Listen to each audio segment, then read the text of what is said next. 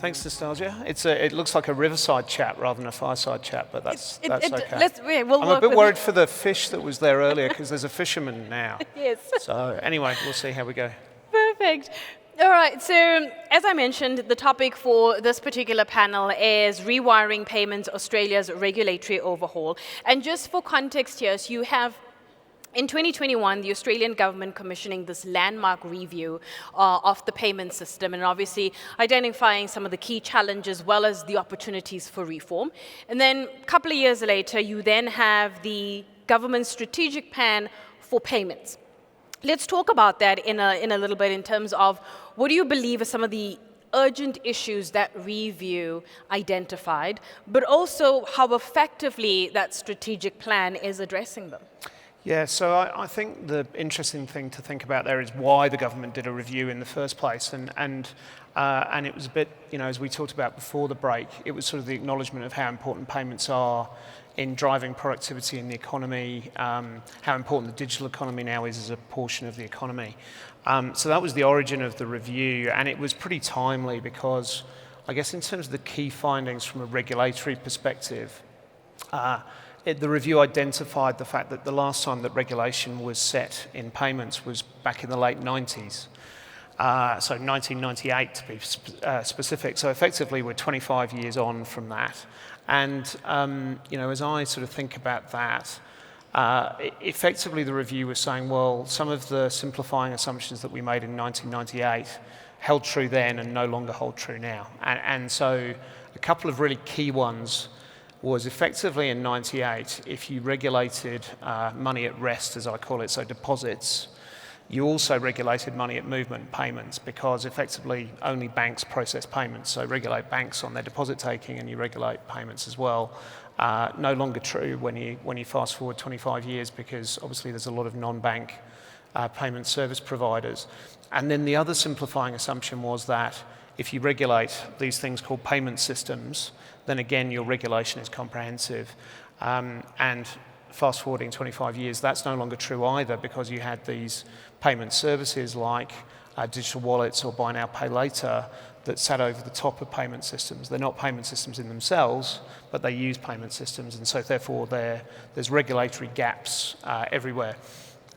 In terms of the second part of your question as to how effectively that's been dealt with through the review, through the strategic plan, and through the work as a result of that, I think we're getting there. I had to research coming here, remind myself of your election cycle. You have a 5-year election cycle. We're not as lucky as that. We have a 3-year election cycle, which basically means the government gets 1 year to do things, and 1 year to settle in, 1 year to campaign. And that has meant that the pace of legislative change, which was needed because all the legislation dated back to the late 90s, has been slower than anybody would like. But the good news there is that the key act, the Payment System Regulation Act, was literally updated 2 months ago. So that increases that regulatory parameter to get capture.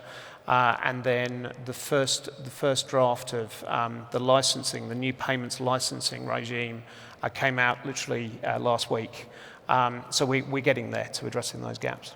Okay, let's talk about regulation. I mean, if you had to think about it, how does Australia's regulation stack up globally? Do you find that you're leading, you're playing catch up, or is it a case of being somewhere in between? So we are definitely in between. So where we're playing catch up is that licensing piece. So if you look at countries like the UK, areas like Europe, Singapore would be another country I'd point to. They've had payment-specific licensing, which is tiered depending on the function that you're providing within the ecosystem for quite some time.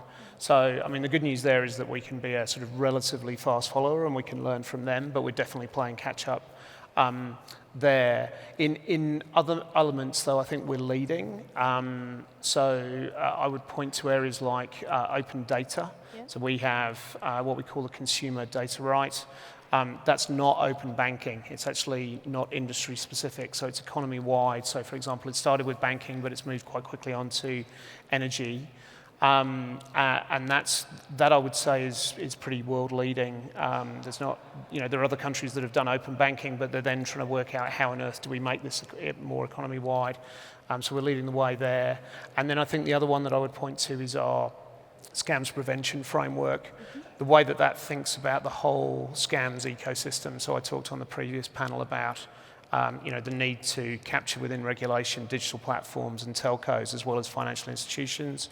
The scams prevention framework, the legislation for which passed earlier this year, does that. And again, what I pick up globally is that other countries are looking to us in leading the way there, and they would like to follow suit.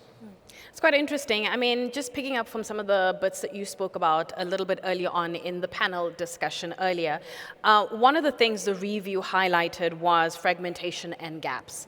And the gaps were particularly around emerging payment technologies, which was some of the theme that you touched on a little bit earlier on in your conversation with Geeta. When you think about the most urgent regulatory blind spots right now, what are they? Yeah, so I think as I just said, I think the licensing piece is the one that is a concern, because effectively, if I think about that from two perspectives, from a consumer perspective, I could be dealing with a payment service provider or a payment service, and I wouldn't know whether the provider of that service is regulated or not, and so I don't know what my consumer protections are around that. So that's why that licensing is important from a consumer protection perspective. But then equally, I think about it from the perspective of that PSP who's come into the market as an innovator.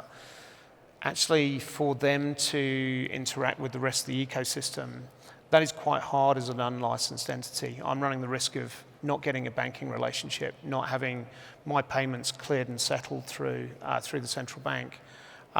Whereas if I'm licensed, it gives me legitimacy and credibility, and therefore I can interact much more easily with the wider ecosystem. So that's definitely a gap that is concerning.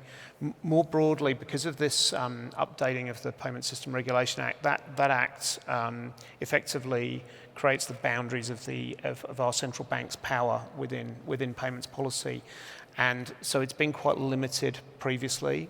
If I think about some of the areas that it might go to now, it can go to digital wallets, which you've seen happen in the European regulatory framework, and it can go to something like buy now, pay later, which it hasn't been able to do previously, and that's important because it's tended to focus in on the cost of payments to end users, but it's done that in quite a narrow way in focusing in on, for example, surcharging on cards. Where if you take the same logic into buy now, pay later, well, a lot of the buy now, pay later providers don't allow merchants to surcharge. And so suddenly you can have a grown-up conversation about the cost of payments across the whole ecosystem. With that said, you've got this strategic plan that has a bold modernization agenda. Let's walk through what that looks like in practice, especially at a time where you're seeing this retirement of checks to the shift of account-to-account payments, but also this evolving role of cash. Yeah, so we'll step through all of those things. I might start with checks because South Africa, as I said earlier, has dealt with checks. We haven't yet. The strategic plan was really helpful in putting forward some dates on behalf of government, because remember the strategic plan was written by government, and so they're basically saying here's when we think we could stop issuing checks, and they also launched a consultation on that basis.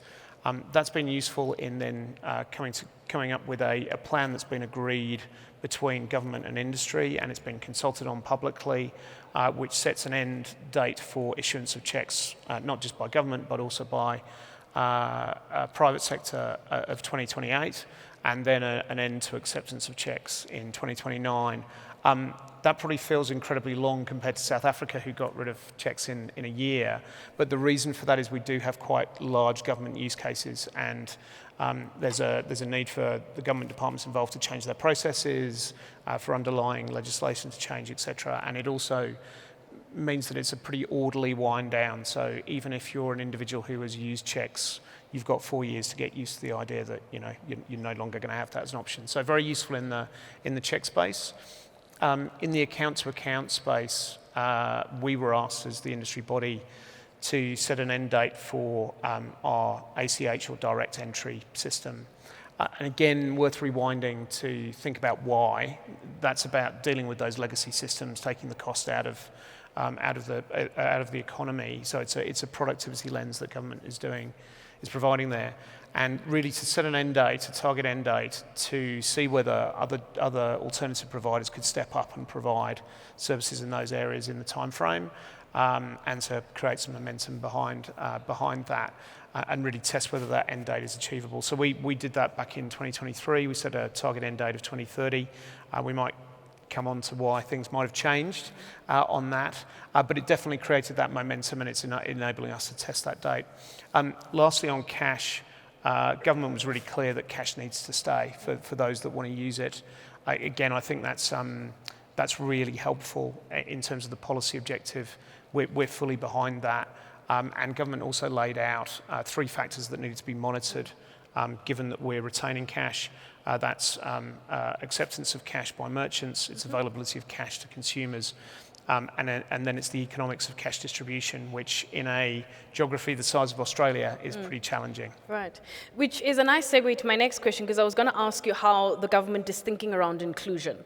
And I think Adrian Seville touched on it in his presentation about how we deal with the idea of financial inclusion, but in this particular context, with the idea of those who may still be reliant, as you mentioned, on cash and on checks. How's the government thinking around inclusion? Yeah, so there's good news and bad news here. Okay. So if you think financial inclusion includes the use of check, bad news that we're not going to maintain checks because they're a legacy payment system. They're uneconomic. It is about making sure the wind down is orderly and that we don't leave anybody behind.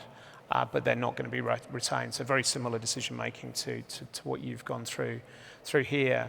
On cash, though, we recognise that some people have a preference to use cash. We also recognise that it's an important fallback mechanism. And we're going to touch on resilience later, but it provides that fail safe. So we want to retain cash. So really where the rubber hits the road almost actually is that cash distribution piece, and how do you make it economic. So the good news there is, again, literally in the last week or two, the banks, the cash in transit provider, and actually other sort of major cash users like the big supermarket chains have reached an agreement around a utility pricing model for cash distribution, which ensures that we will keep cash, and therefore people who use that payment method have that option. So as this modernization agenda moves forward at pace, how are you thinking about the opportunities and risks based on what we've just unpacked right now? Yeah, so I think with the opportunities, I go back to the original purpose of the review, which is about economic productivity. I mean, if you're sat as the Treasurer of Australia, do you care about payments? Do you care about payments modernisation? Probably not. You care about economic productivity, and therefore payments modernisation is important from that perspective. So I think that's the sort of biggest opportunity, and that's why it's a deal with the legacy system, so you take cost out of the economy, and it's develop and maintain the modern alternatives, so you get the benefits out of those. I think the interesting thing on the latter of that is that we focus in on real-time payments a lot. We talk about speed. Actually, some of the benefits that come out of those real-time payment systems aren't to do with speed. They're about richer data, the use of ISO 20082, the fact that you can automate reconciliations off the back of that, automate anti-money laundering, sanction screening, KYC, etc. And then you can use it as well to build in some safety protections, around confirmation of payee, those sorts of things. So I think it's realising those wider benefits. The risks, so your inclusion question is a really good one. We're really cognizant of not leaving people behind on this modernisation journey, so it needs to bring the population along with it, and that's why that cash point is so important. And I think the other risk is change. It's the looking glass that Adrian talked about. The world is not the same as it was in 2021 when the review happened, or in 2023 when the strategic plan was published. And so an example of that is setting an end date for the legacy account-to-account system seemed like a really sensible thing to do at the end of 2023. I think as you now face forward and you talk about resilience questions, you talk about geopolitical risk, maybe you're better off having a slow payment system as well as a fast payment system, because then you've got inbuilt contingency. With that, I'm glad you brought up the word resilience, because resilience is at the heart of payments globally. How's that word resilience been reflected in this strategy? Yeah, so the strategic plan had a set of principles that it started with, and the first one was a safe and resilient payment system. So it was right up the top, which is kind of critical.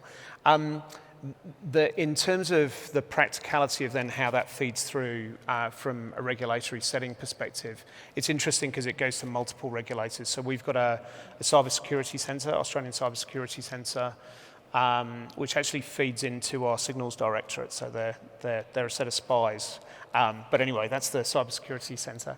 That they were tasked under the strategic plan to publish a cybersecurity plan for Australia, which they've done, and that's all about the resiliency of systems generally, but includes payment systems.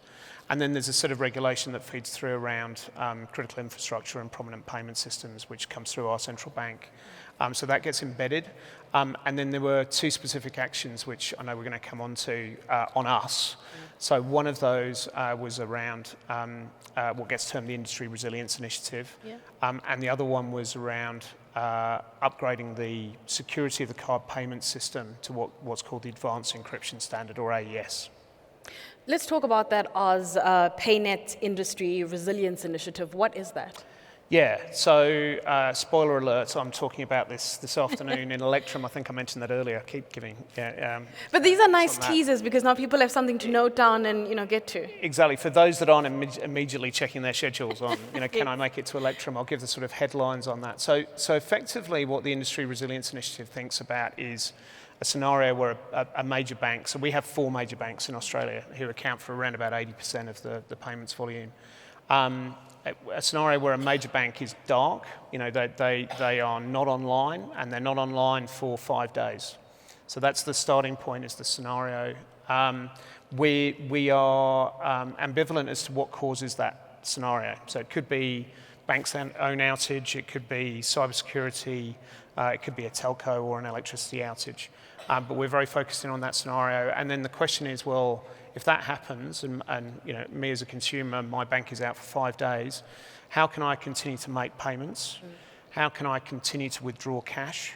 And how can I continue to receive critical payments? So if I need my payroll payment, or I'm on welfare and I need that welfare payment, how can I continue to get that? So we're very focused in on those scenarios. There's also an industry coordination element to it. So we've been very big on having a playbook around that scenario, scenarios themselves, and testing. And that's actually led, interestingly for us, to us forming what we call the Industry Resilience and Contingency Management function within AusPayNet, so that we're actually really thinking of, hopefully, much less major outages, but we're dealing with those and having the right crisis calls, talking to the right people to resolve those as they come along. So you have fraud and scams, which again sort of play a part in this payment ecosystem. When you think about Australia's approach in dealing with the challenge of fraud and scams, what is that approach? And also, how's the industry responding? Yeah, so I think we've deliberately in Australia gone with a very collaborative approach, and I talked about this a bit earlier on. So one of the recommendations out of the strategic plan was to form the National Anti-Scam Centre, which happened in July 2023. So it's been active for just over 2 years now. That quite deliberately looks at the whole ecosystem of a scam. So if I contrast it. I'm English originally, so I'm allowed to talk about the UK. If I contrast it to what the UK did, they basically said, right, we've got the scam problem, we're going to reimburse anybody who's scammed, and it's going to be the banks that pay for that reimbursement. Pretty simple model. The problem with that model is it doesn't actually solve the underlying problem. You're still going to get scams, and then people are just going to be reimbursed for it. Whereas we've taken a different approach, which is we want to try and solve scams at source. And most scams don't originate on banking platforms or payments platforms. They actually originate on digital platforms like social media or on telcos. So that's where people get socially engineered, whether it's on a digital platform or it's through SMS or call. So quite deliberately, the National Anti-Scam Centre brought in those entities into the Scam Centre. Also brought in law enforcement because we were really serious about treating these things as crimes. And that's had some success. So we've seen scam losses over the 2 years reduced by 36%, which is unique globally. Where is fraud risk most concentrated right now? Okay, so I'm going to delineate between fraud and scams. Sure. So fraud, unauthorised payment, scams, authorised payments, and I'll talk to both. So fraud, we have for a long time in Australia had very low fraud card present. So at point of sale or at ATM, and that's because we adopted EMV, chip and PIN really early. We also adopted contactless really early. So about 90% of our fraud is online. So we quite deliberately looked at that online space, really focused in on that. So we've had at AusPayNet had a framework in that space, which basically sets fraud rates for both issuers and acquirers on cards, and through the acquirers, their merchants, to try and really attack and reduce online card fraud. That's been pretty successful. So the current rate of card fraud online is just below $1 per $1,000 spent. So it's pretty low if you compare that globally.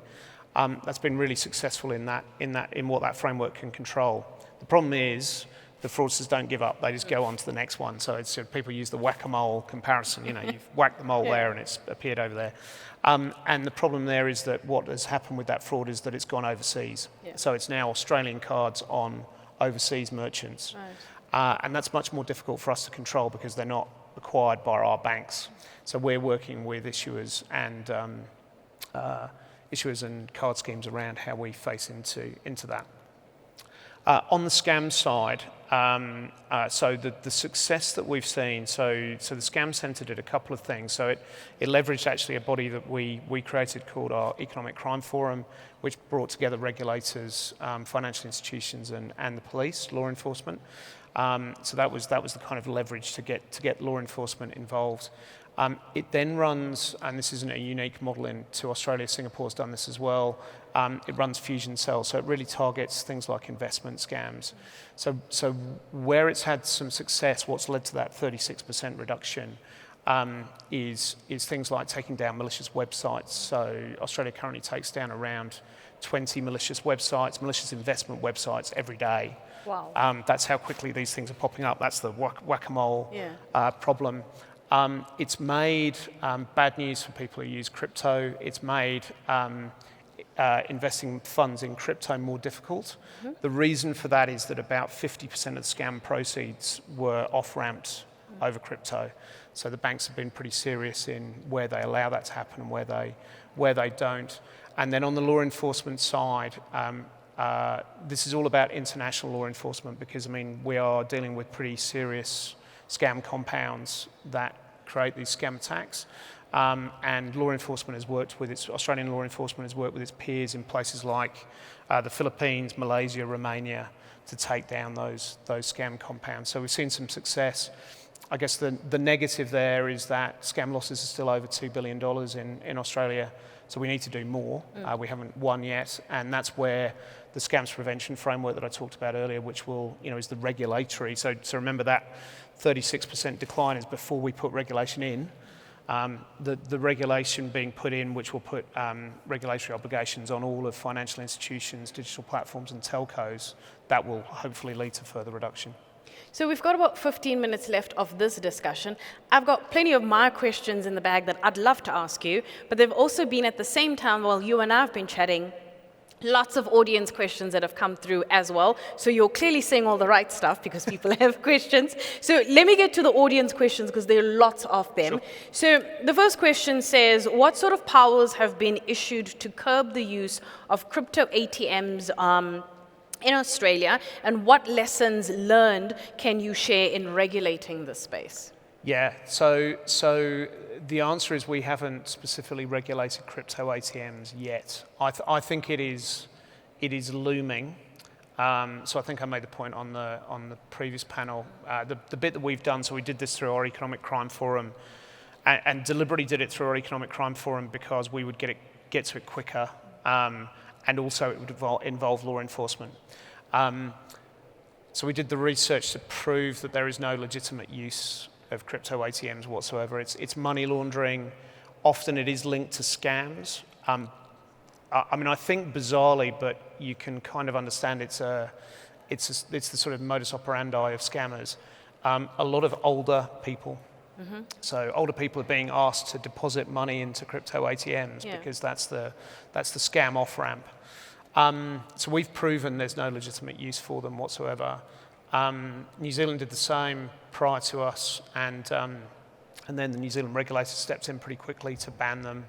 I think that's what's going to happen in Australia, and so therefore my simple advice is do the same research. If there's a legitimate use for them, then they should be maintained. If there isn't, you can follow suit. The next question says, how does the new licensing regime make provision for non-bank participation? Okay, so it's all about non-bank participation, really. So effectively, the reason for the licensing regime is recognising that there are non-bank payment service providers who are already in the payments ecosystem, and therefore we should license them, as I said earlier, to support innovation, but also to protect customers. And I guess the bit that I maybe missed in that earlier description is also to make sure that they have common access rights to the payment system in the way that a bank would do. To an extent, we already allow that. So, well, in fact, we do already allow that. It's just not through the licensing regime. So there are non-bank providers who have, for example, an exchange settlement account at the central bank. But this will solidify that. So it'll provide that legitimacy of the license and the common access rights. And I think there's no, regulation often gets criticised, but actually there's no loser here. If you're a bank going, oh crikey, but isn't this enabling competition? Well, the competition already exists. It's just creating a level playing field, which means that the non-bank provider has the same regulatory obligations that you have. If you're on the other side and you're the PSP, it's adding that legitimacy and credibility. So it's the right thing to do. The next question says, when modernizing payments, how did you overcome the challenge of getting banks to do development work that competes with their own agenda or internal priorities? Yeah, it's a great question. I think I would broaden that question and say, how did you get only banks to do that when they know there's a free rider problem? They know there's other entities that benefit from the payment system who aren't investing in that way. So I think it's back to that trade-off that I talked about earlier. If you can take cost out of the system, then you can also then recycle that investment in the new payment system. And also, we talked earlier about the sort of challenging economics for banks.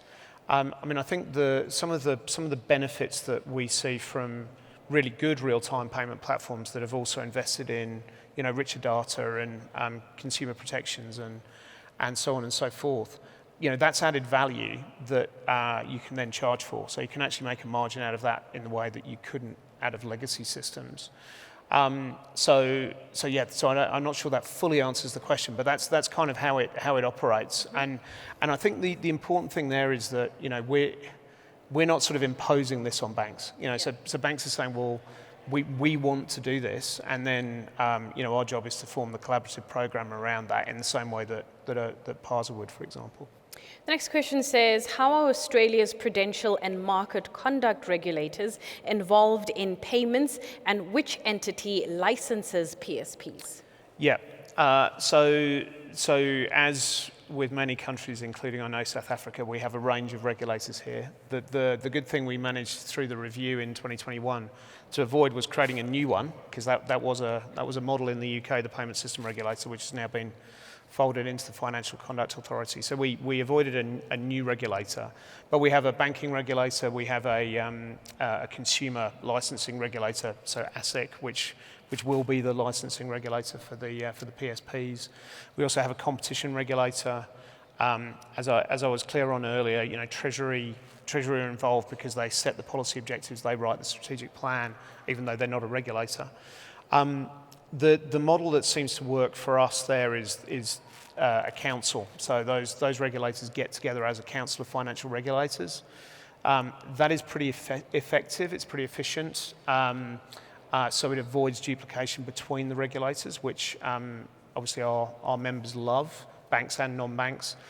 It also now publishes a regulatory grid, which is something that the UK has been doing for a while, which details all of the regulatory priorities, so there's clarity around what needs to be done when. And then it sponsors specific initiatives. So the Industry Resilience Initiative that I talked about earlier feeds into a body of work that the Council of Financial Regulators have commissioned around geopolitical risk more generally. So that's the kind of coordination effort that they do. You mentioned BNPL, and there are 3 BNPL-related questions from the audience. The first one says, there we go. If South Africa wanted to use payment system access as a lever for BNPL compliance, what safeguards or transitional steps would you recommend to keep innovation alive while ensuring accountability? Okay, so we don't have a company view on BNPL, so I'm just going to give you my own view. And again, if I offend anyone, I'm available at all of the breaks for a discussion. There was a study done by one of our regulators that suggested there's significant social harm with buy now, pay later. And so I think we need to be really careful about, even though there are some great Australian success stories around BNPL, about seeing it as pure innovation. I think our government has a view, the classic, if it quacks like a duck, it's a duck view, which is that it needs to be regulated as credit. And if that stifles innovation, I think my personal view would be, so be it. It's a credit product, and therefore it should be regulated as credit. And so it's a little bit like, the wider licensing question or the crypto regulation. My strong, personal argument would be that the legitimate providers in that space would welcome licensing because it gives them that legitimacy and it gives them that credibility. And if that shakes out a few other providers, that's okay. The next question says, are payment system operators or acquirers in Australia required to verify that a BNPL provider is licensed before offering them access? So not yet, but they will be. So the government has a consultation out at the moment on the duck point, which is we want to regulate BNPL as credit. If that's the case, then those providers would need a financial services license, and they'd also need a credit license, and then they can be tested against that standard. Right. The next question says, and I think this had to do, there we go. What is the uptake of real-time payments in Australia? Do you believe that it's true that uptake of real-time payments is lower in countries with very developed and mature payments environments? So the uptake has been really interesting. So in Australia, currently the NPP, our real-time platform, processes around about 30% of credit transfers, which was the first product that was put live. And it probably is close to 100% of those one-off pay anyone payments. If you look at the uptake compared to other real-time payments in the UK, Singapore, Sweden, etc., it's been faster, but it is plateauing. And it's plateauing because it needs other products to be added to it. So, for example, recently launched 2 things around the International Payment Service, which is the last leg of an inbound cross-border payment, and something called Pay2, which is designed to replace direct debits. So it's a mandated payment system. Or products, interestingly, can be set up by a third party. So, for example, if I have a gym membership, the gym can set up that Pay2 into the real-time payment system on my behalf. So that should then lead to further growth. And then you've got a question as to how other types of payments that are processed through our ACH, our direct entry system, would move across, and whether they would move across. So something like payroll, which doesn't necessarily need real time, or welfare might move across. I think it's a really interesting second part of the question. I think I probably would agree that it's slower in developed countries. I mean, You don't have the sort of free kick of a PIPC or a UPI where you're effectively moving people from cash onto a payment system. You're moving from one payment system to another. So you need to make the case to particularly business users, less so consumers, as to why they should take that leap. I think there are interesting ways of thinking about that problem, though. If you were launching a real-time payment system in a developed country for the first time, you could think strategically about what does day one look like? What do we want to move across immediately, rather than just create it and cross your fingers and hope. Yeah. Next question says, what are the use cases of cash that still persist, and why can't current solutions solve for that in the Australian context? Okay, this is a sort of slightly controversial question. There is good research that suggests that a lot of cash use is related to the black economy. Quite difficult to buy drugs or guns if you want to pay by card. So there's definitely a black economy element to it. There's also some sort of quite interestingly generational pieces here. So there's undoubtedly in Australia, older Australians prefer cash and certainly prefer to hold cash. They like that fail-safe element even if they're not regularly using it.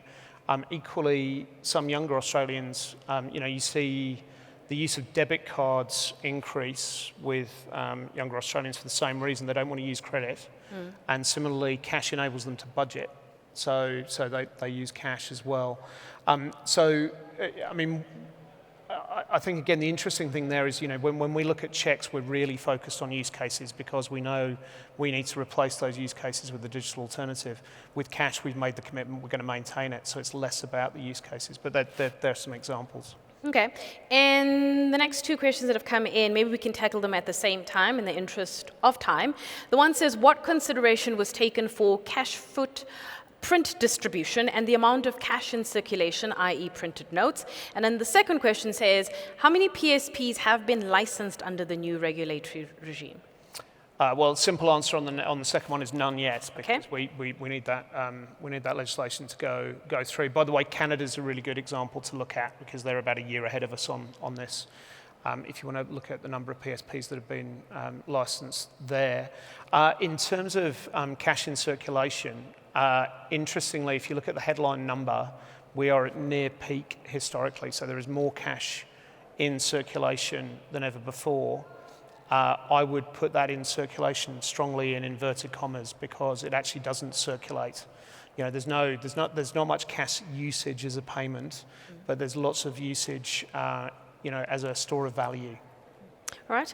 This, I thought, is a really nice question, is what is the Australian government doing about financial literacy? Yeah, so that's a good question. We have a little bit less of a financial literacy issue from what I understand from Adrian earlier than you do, but we do have a significant issue with English as a second language and also our Indigenous communities. So we're very focused in on that. I mentioned the National Anti-Scam Centre earlier. I'm lucky enough to be on the advisory board. As an example of that, we're currently looking at a scam that is targeting Indigenous communities. And it's also linked to the English as a second language problem, so it's also targeting foreign students, for example.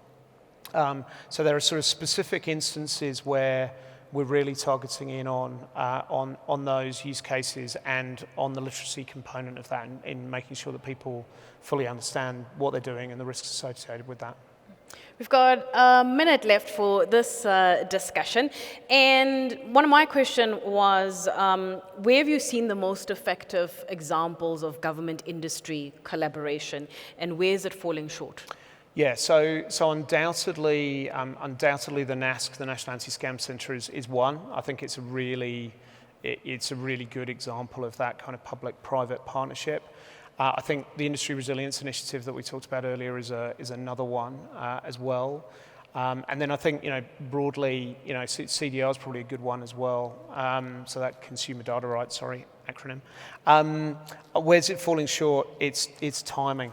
It's that 3-year election cycle and the fact that legislation takes time to get it through. And I think, by the way, the positive point on that is that it should be less about legislation and regulation and more about self-regulation, because self-regulation through industry bodies like ourselves and PASA is inevitably going to be much more nimble and agile than legislation or regulation. Looking ahead, 5 years from now, what does success look like? So the first one is a little bit controversial because it has implications for other countries. We want Australia to be the hardest target for scams globally. The problem with that is the scammers aren't going to give up. They're going to target other countries, but that's what we definitely want. We also want to maintain that strategic view on the future of payments. So the strategic plan that we started with, Nastasia, that gets reviewed every 2 years, and that's really important in maintaining that momentum around what we want for economic productivity. So my hope there is that we have a simplified payment system that's really clear and maintains people's ability to use it well. Andy, you've been fantastic. Thank you so much for this engagement, and thank you so much for answering the audience questions. Let's give him a round of applause. Thank you.